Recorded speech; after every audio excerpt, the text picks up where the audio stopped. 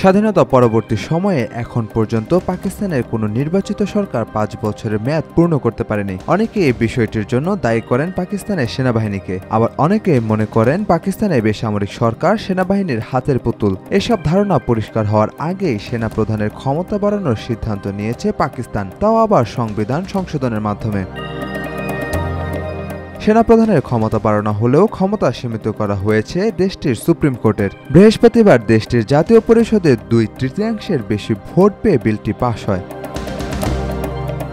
জানা গেছে এই সংশোধনের মাধ্যমে পাকিস্তানের বর্তমান সেনাপ্রধান আসিম মুনিরকে আজীবন দায় মুক্তি দেওয়া হয়েছে। সেই সঙ্গে তিনি এখন থেকে নতুন পদ চিফ অব ডিফেন্স ফোর্সেস এর দায়িত্ব পালন করবেন। এতে সেনাবাহিনীর পাশাপাশি নৌবাহিনী ও বিমান বাহিনীও তার অধীনে থাকবে।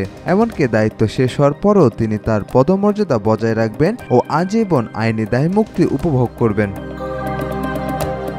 প্রধানমন্ত্রী শাহবাজ শরীফ এই সংশোধনীকে জাতীয় ঐক্য ও প্রাতিষ্ঠানিক সামঞ্জস্যের প্রতীক হিসাবে বর্ণনা করেছেন। সংসদে বক্তব্যে তিনি বলেন, আজ আমরা সংবিধানে যেটা যুক্ত করেছি সেটা শুধু ফিল্ড মার্শালের বিষয় নয়, এতে বিমান ও নৌবাহিনীকেও স্বীকৃতি দেওয়া হয়েছে। তাতে দোষের কি আছে? পাকিস্তানে এতদিনেও বেসামরিক কোনো সরকার 5 বছর ক্ষমতায় থাকতে পারল না। এখন প্রশ্ন হলো, বিচার বিভাগের ক্ষমতা হ্রাস ও সেনাপ্রধানের ক্ষমতা বৃদ্ধির মাধ্যমে কি দেশটি সংবিধান স্বীকৃত সেনা শাসনের দিকে হাঁটছে?